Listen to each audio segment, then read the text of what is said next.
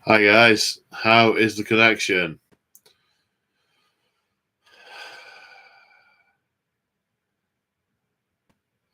Looks like there's 7 people watching, or either waiting for the thing to stop spinning. I'm not sure. I don't think Crimson's in yet. No. No. Can see and hear. Getting feedback. Yeah, I have no idea what's caused that. I can only assume the lobster god was angry. You were milking it. That's what did it. You angered the lobster god. Lobster god. Lobster god. So I'm going to try and appease the lobster god by talking like this. So, like you normally do. Yes. How do you milk a lobster? With difficulty. With extreme difficulty. Carefully. So, where were we up to? I think I was explaining. Oh, James is here. Which James? Clash of Dice, James. So, yeah, not done any painting, not done any gaming. Have done some filming. There's been a couple of unboxings filmed, and a whole weekend of Batret filming this weekend. That is correct. That is very correct. Had some wonderful folks up for the weekend, and the wonderful Crimson plied us with food and drink. I did. And sausages. Not the sausages don't come under food, but they were specifically worth a mention in their own right, as is the cake. Sausages and cake, but not cake sausages. So we filmed. You were there, Moo. So the idea was to film a 5-part campaign to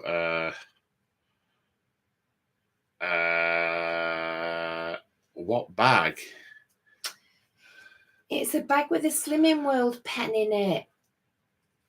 Yeah, to sort of leather shoulder bag. It's really nice. I didn't think it was yours because you stared straight at it as you were walking out the door. That's what made me think, oh, it must be Gambit's. And then Gambit, well, it's not mine, mate. I'm like, oh. And you're driven off by the time I saw that. But it might not be yours either. If it's got a slimming world pen in it, then there's yes, that's yours. Okay. I thought it was, yeah.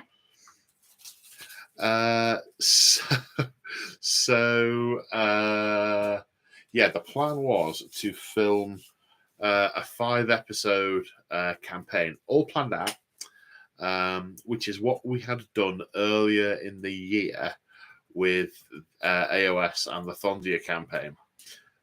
Couple of things were learnt over the weekend. One, 40k plays a lot slower than AOS. I mean, a lot slower. And the more people you have involved in the campaign, the is sort of the natural log of how long the campaign takes. So it takes longer with lots of people. So we managed to get through 3 of the games, each one taking somewhere between 8 and 12 hours to film.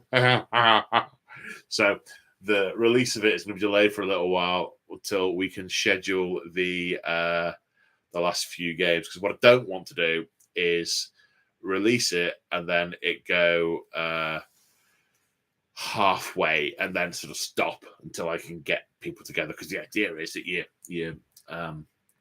because it's notoriously difficult to get people together.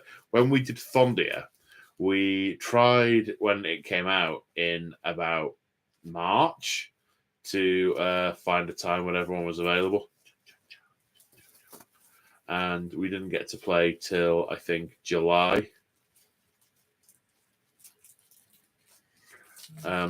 So actually finding the time to get specific people back together, very difficult.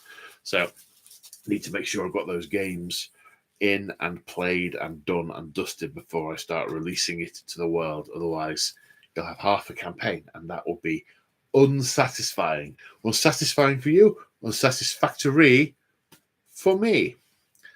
But it was an awful lot of fun. And what was quite interesting, so it was a lot of fun, and I enjoyed it. And someone said to me, has this invigorated your love for your desire to play 40k more? And I said, ironically, it's increased my desire to play AOS more, mainly because it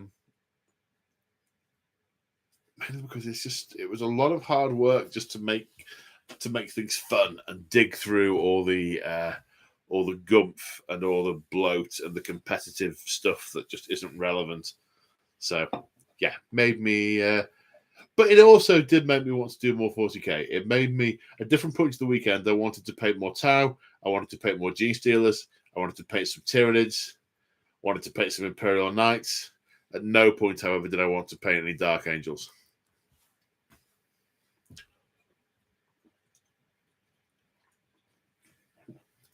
But it was a cracking weekend. How about you, Crimsoni? What's your hobby week been like since this time last week? I've been making grots. Gloom spite kits. Yes, I've been doing those. And obviously did the weekend. Had to go on Sunday because I got this stupid cold that won't go away. You didn't make it back on Sunday. You went on Saturday. Yeah, so I didn't. Just this cold that's rubbish. So not an awful lot after the weekend because I've been trying to rest my throat, which you'll be really pleased about, and make my cold go away. But I have actually been Christmas shopping today. Don't do it. It was awful. That's what the internet's for. It was as awful. That is very ironic if you know what I was shopping for. Yeah? My kids. Yes. So I've been Christmas shopping today. No, it's awful. Hey, you offered. I'm going here. Do you want me to pick up the stuff we talked about? Yes.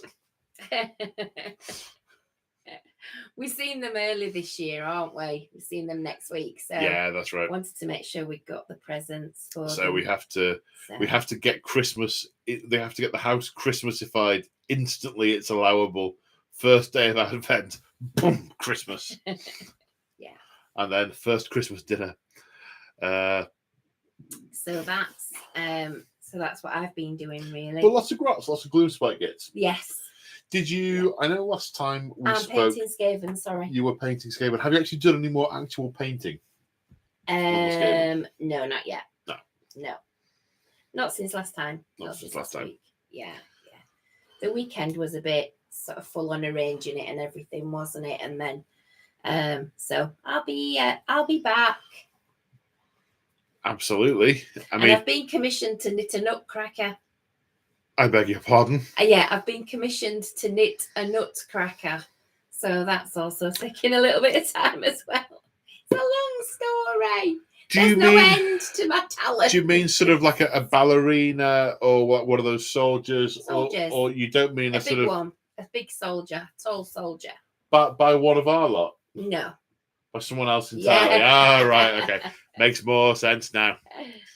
So that's what I've been doing. A little bit boring.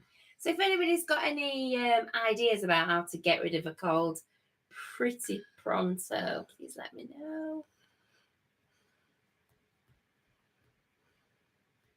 Stress test them. At Crimson, just to be sure. I don't know, maybe it's going to like you might stress test a lobster. Yeah. What you mean I'd like drop them? Yeah, keeping warm, because like everyone else, I'm sort of like trying not to have the heating on as much, and it's just not working.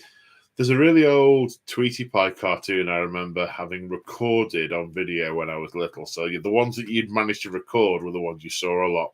And it was one where Tweety Pie's owner, the granny, was warming herself up by throwing bundles of notes on the fire, bundles of cash. It kind of feels like that these days, doesn't it? Yeah. Yeah. So when I put the heating on, I feel like sort of a bit naughty. Feels a bit naughty. Naughty heating. Naughty, yeah. No, not going there. Not going there. We'll all have to live in one house. That's what we'll have to do. And insulate the windows. Yeah.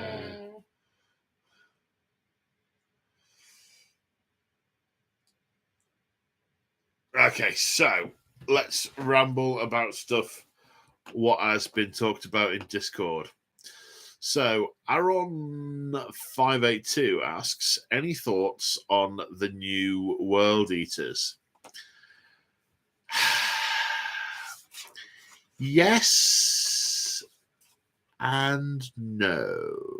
So what are my thoughts? So some of those new models look very gore chosen. They're just they're blades of corn with a slight resemblance to Space Marine power armor in some cases. Take or leave them. To be honest, they look fine. My big takeaways from the reveal were the things that I infer are not going to be in the codex. So it said, to me, don't worry, World Eaters can use a lot of stuff from the Space Marine Codex. They get to use Land Raiders and Demon Engines and something else, Terminators. So what I infer from that is they don't get Raptors, don't get Havocs, can't take tanks, can't take regular Space Marines, can't take a lot of basic stuff, which my army consists of, because my armies were built in the 4th ed, 3rd ed, 4th ed era, where the legions were still legions, and they still had a significant fighting element that would fight sort of legion style, and they would just have particular leanings and inclinations. Any force that degenerates so completely and rapidly just won't still exist. You know, if a corn force just decides they're going to kill anything they see, they won't have any crew to tend their vehicles, command their ships, repair their armor. They will just cease to operate as a fighting force, and part of that is the sort of the completeness of the narrative of an army. I think is very important. Now, many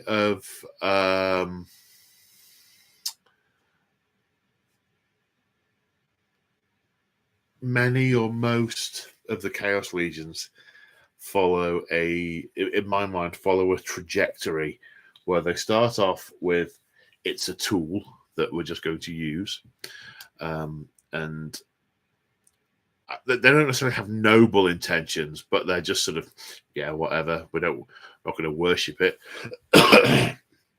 And over time they start to break down into war bands. They get more and more mutations, become more and more entrenched with the demonic side of their patron.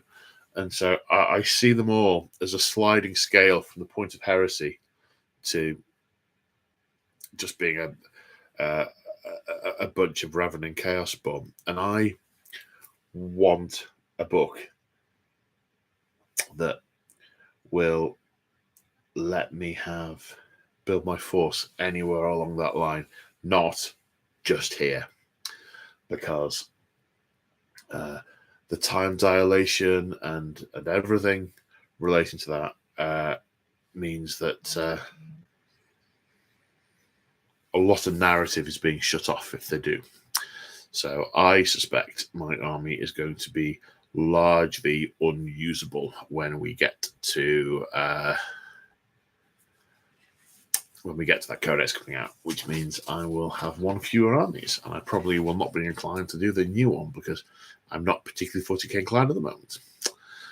Certainly the new stuff I want to do is all AOS. And that's not strictly true, but more enthusiasm there. Sarcastic Monkey, member for 2 months. I feel like what we currently safely know about the World Eaters Codex and units source of favors new players. Not having an old World Eater army doesn't hurt. Yeah, it's they think about entry rather than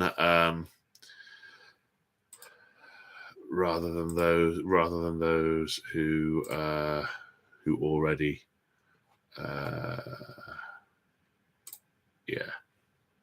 yes.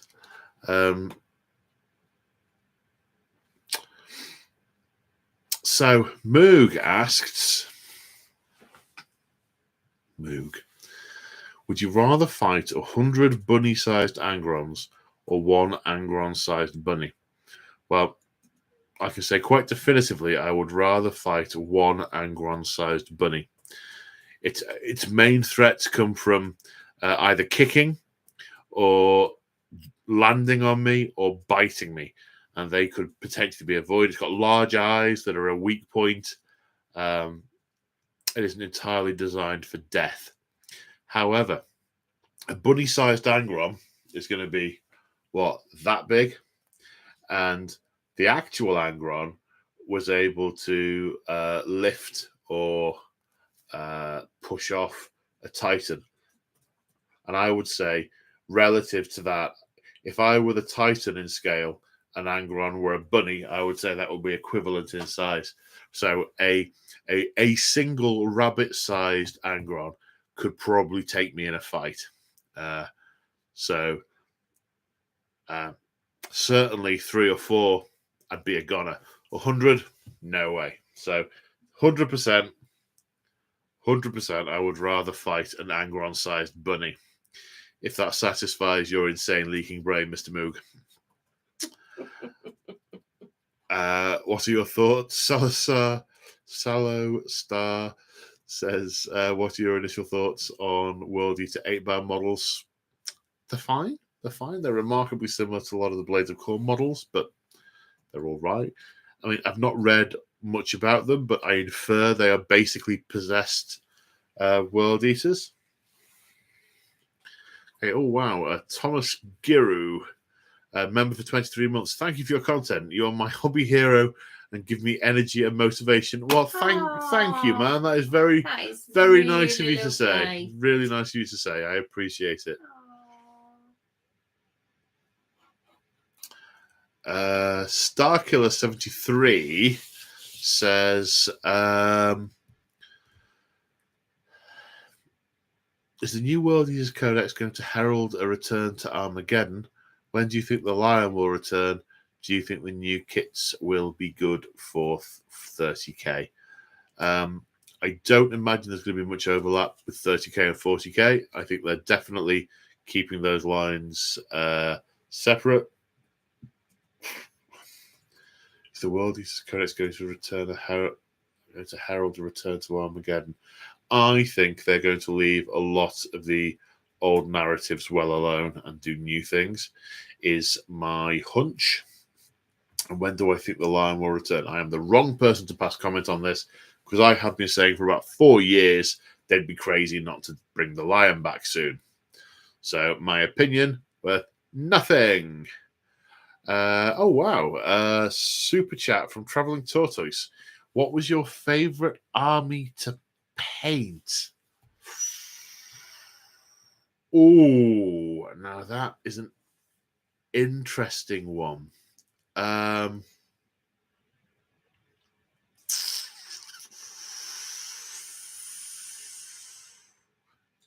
the moment,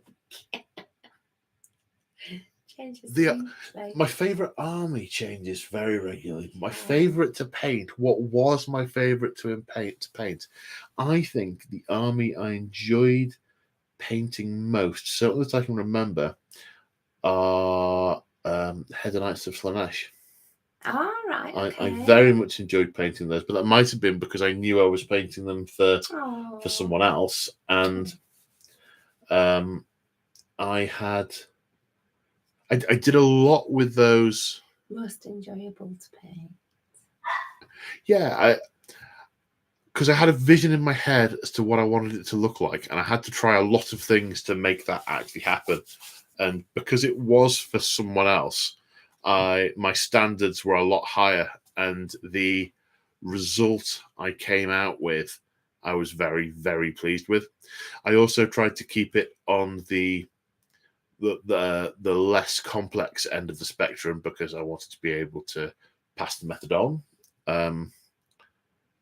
So yeah, all round, that was that's the one I think I enjoyed the most. Yeah.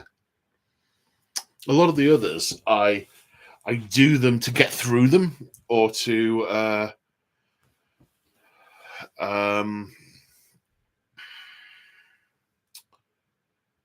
just get them on the tabletop. And whilst I do enjoy doing them, there's nothing particular that makes me, go, yeah, boom.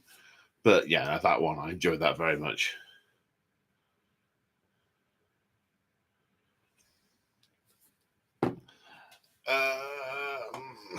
Right, back over here.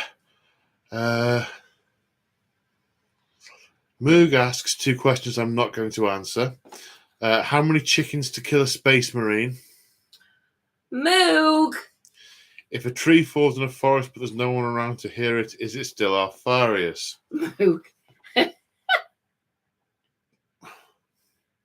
I think we had this conversation face to face. No, I think we did.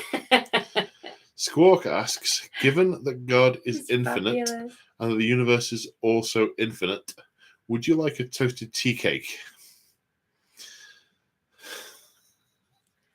That's a very bready question. Oh. It's not just bready, it's quite currenty too. Ask me a question that is wholly unbready and not even slightly currenty. Moog asks, when are we going to see some Gloomspite Gits action? Well, we have had the Gloomspite Gits on the channel before. They have a very old battle tab at the moment, but G-Dubs have said that Gloomspite is coming in over the course of the winter. So sometime over the next 3 months, we will get a new battle term. Crimson is working her way through a huge number of grots to bulk the army out. Mm-hmm. And we are using it as part of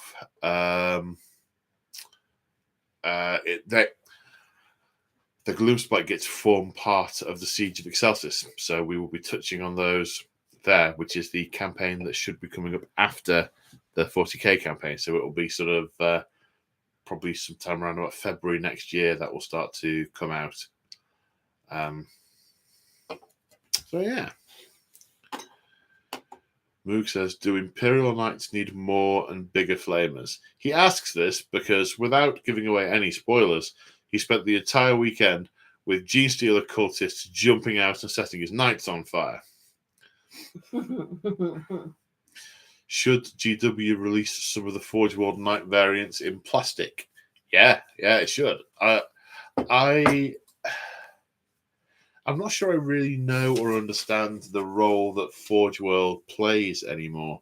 It used to do the really bespoke stuff and the things that were really sort of odd and off the wall. But since then, a lot of those have transitioned to plastic, and they are moving because the game is continuing to move further towards competitive leaning rather than a narrative leaning. You don't get the sort of like the Imperial Armor Volume 4, which had a plague army as a valid army in the back with a whole bunch of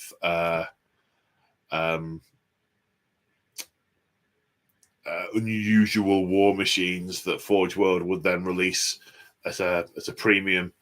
that just doesn't seem to be part of the way of things anymore. So I'm not sure I know what role Forge World plays, if I'm honest. And Morton Joe asks, do you think an AOS style command point system and universal commands, i.e., e.g., all out attack, would work in 40k? Yes, I do. Return abilities to individual units and massively strip down the command point system and make it more. But then again, there are a number of things you can do to 40k to unbreak it from a narrative point of view. What that would definitely do is stop instances where people spend all their command points in turn one to try and pull together something that's incredibly powerful by doing this and this and this and this and this and this and this, and then my 5-point model can tap your Imperial Knight on the knee and it dies. Just as a random example.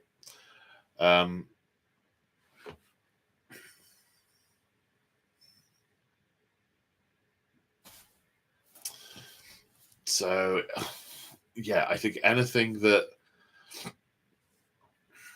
doesn't affect me so much because I don't play against the kind of people who do that. But one thing I definitely will say is that the 9th Ed books stripped all the fun stratagems out, all the really cool stuff. The things that you use because they're a laugh, or because they're obscure but very narrative, or because they occur once in a blue moon, or because they really work with the faction. And on a number of occasions, a number of games, I've gone, oh, I'll use the thing. They've taken the thing out. They've taken the fun thing away.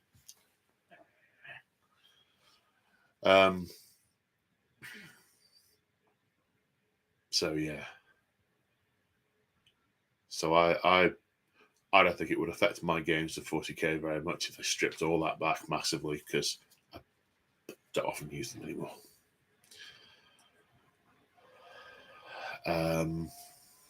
Shall we do a one from the chat? So, Sanguiri Guard. I always get that wrong. Sanguiri Guard.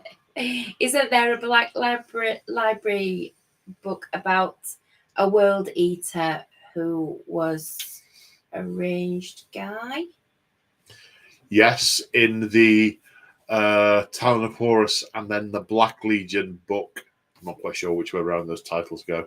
He's definitely in the first one. I think he's in the second one as well. He's a world eater with a heavy bolter, because Khorne cares not from where the blood flows, only that it flows.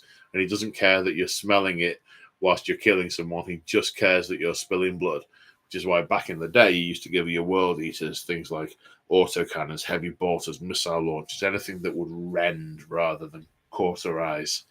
Still blood for the blood god. Ironically, his best mate was a sorcerer, so he used to get headaches whenever he was near him.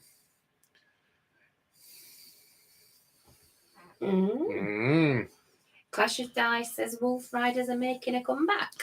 Yeah, I've seen some models of Goblin Wolf Riders, but what will be interesting to see, Grot Wolf Riders, is if they're is how big partly how big a unit they are, but where they fit in. So back in the day, back in the old Orcs and Goblins in Fantasy Battles, you used to have Goblins, Night Goblins, Forest Goblins. Your standard Goblins had things like catapults and chariots and Wolf Riders. Then your Night Goblins had your Squig Hoppers and your Fanatics and those sorts of things. And your Forest Goblins had spiders and stuff like that. And there were different types and they had different rules and they were different to each other. In Gloomspite now, well, it's all under the banner of Gloomspite.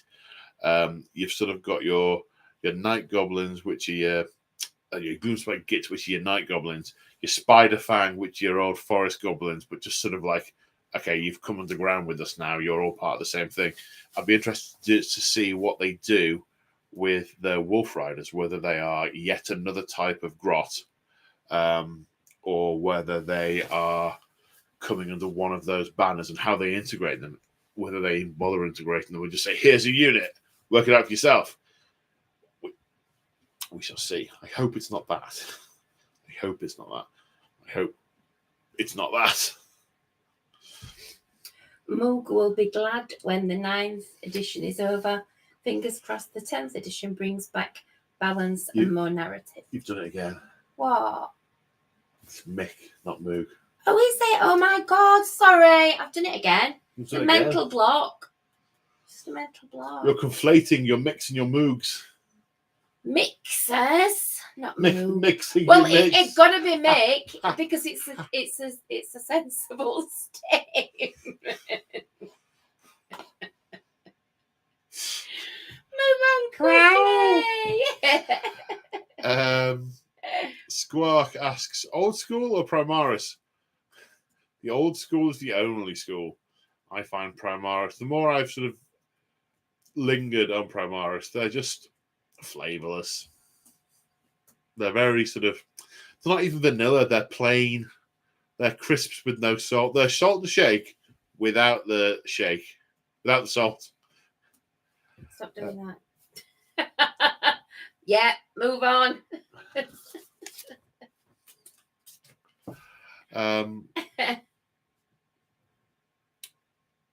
So yeah, the first generation are where my heart lies with respect to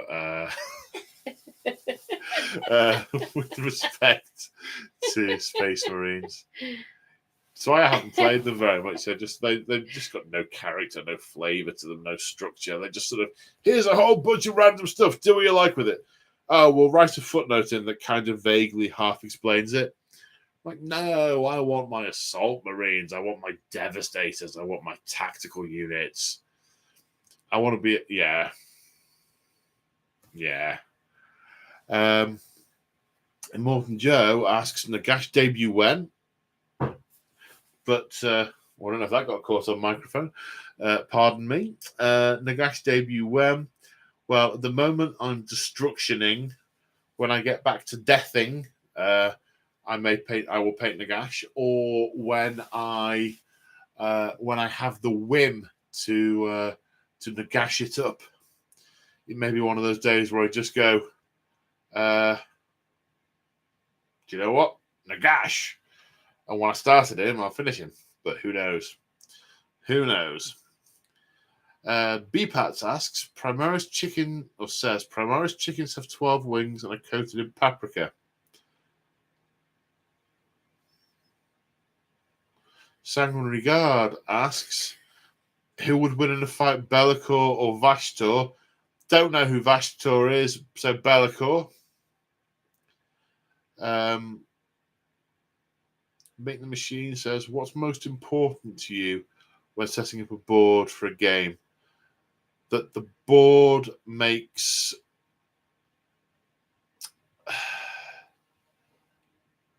the board has sort of integrity within itself. If I'm setting up a a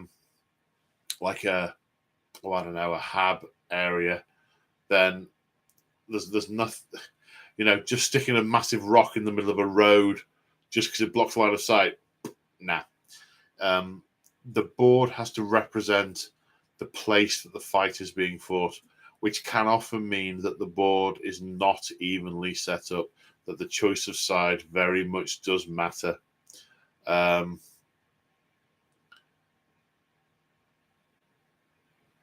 So yeah, rule of cool. It's also, the other thing is, I guess this probably matters more, because I've got to be able to stand back and look at it and go, yeah, that is cool. That is cool. That's going to look good on camera. The models are going to look freaking awesome on this. It's got to have both of those things, really. Sanguinary Guard, if you could get rid of any video game, what would it be and why Fortnite? It would not be Fortnite. Fortnite gets a lot of people into gaming who wouldn't otherwise be enjoying gaming, one of whom is sat right there. Stop saying butt plugs.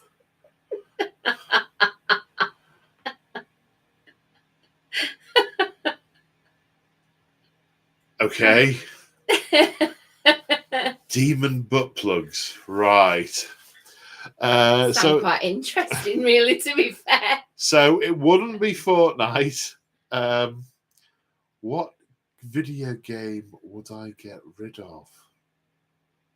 I wouldn't get rid of any because some people enjoy them. I mean, there are ones that I would in no way ever play, but that's no reason to get rid of them and be spiteful to other people and stop them enjoying them.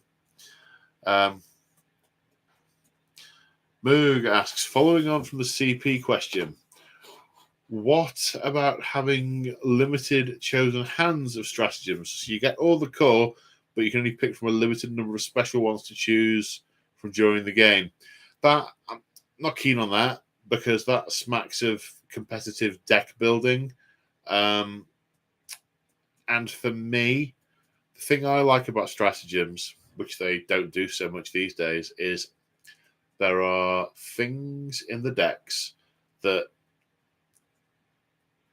are relatively obscure, cool scenarios. And if you've had to pre-pick them, you're not going to pick all the obscure stuff. You're going to go for your Veterans of the Long War and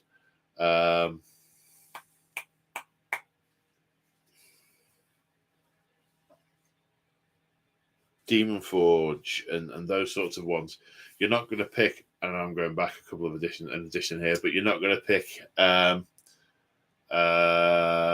Chaos Familiar. The occasional time where I've gone, oh, do you know what? I really need this psychic power. And I've gone, Chaos Familiar. One of my army things is I can swap those round. Ding, ding. I think one game I swapped them around about 3 or 4 times. And it was really cool. And it's never been used before or since.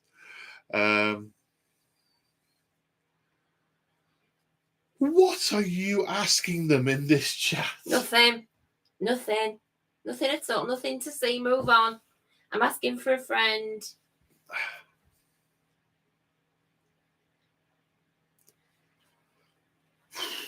Clash of Dice asks, you once said you wanted to do a high fleet invasion storyline in 40k. Are there any other 40k storylines you'd like to do? That's a good question. Yeah, there's a few. I'd quite like to do the War of Armageddon. Old school Blood Angels versus Orcs and a couple of other factions. Slogging it out. Loads of Orc terrain, loads of city terrain. That would be amazing. I would like to do and this is something that when I started the channel, I decided this was something I wanted to do, but needed a number of terrain sets and armies to be built to do it, and I've never got that far.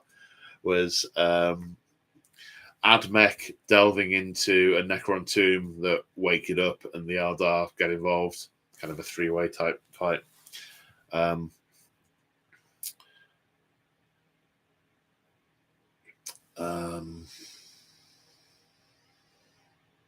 They're the two that they instantly spring to mind. Stop it! What? Stop it! That's it that you are doing. Stop.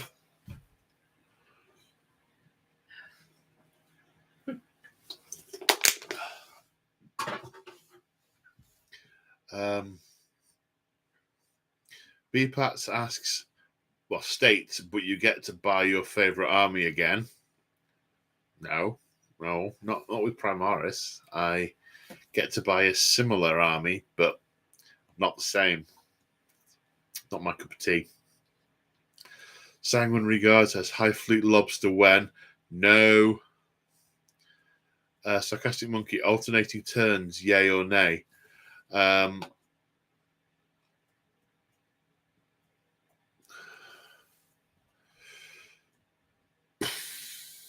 I would prefer a mechanic where it wasn't I do everything, you do everything, where there was more ebb and flow.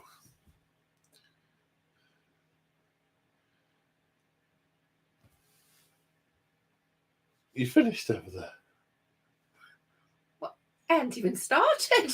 I'm only just Googling it. Good. Right, okay. I have plumbed Discord dry. What other questions do we have? I don't have any more. I've asked mine that I got on the from the stream.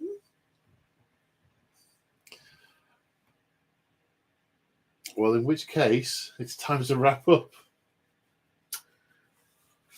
The look of disappointment on her face is palpable. Oh dear. I'm keeping very quiet now. You keep it very... Let's do thank yous. Thank you for the advice. Thank you. Super chats. Thank you to Josh from last week, Mick and Travelling Tortoise, which is a very good name. Welcome Sarcastic Monkey to level 2. And Sam was a legend and put 5 gifting memberships up for grabs and they went straight away. So Jimmy, Sanguinary God, Mark 1701, Christian McBride and Eric Cooper, they all had one of the membership gifting, which is great. Mark's downstairs doing the job dog sitting, so you're doing a great job, Mark. Can't hear him barking. And James Wood, 21 months membership, used his membership chat question. Adrian Smart, 19 months, and Sarcastic Monkey, 2 months, and Thomas, 23 months. So thank you for those. And thank you for Crimson for her adminning and heckling and question corralling, and on this occasion, the weird direction that she's trying to take the conversation. I can't believe it were Moog. It weren't even me.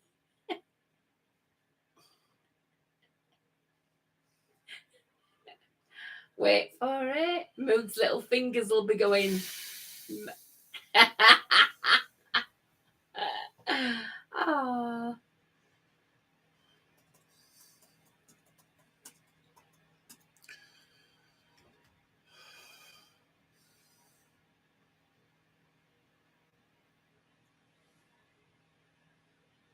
What?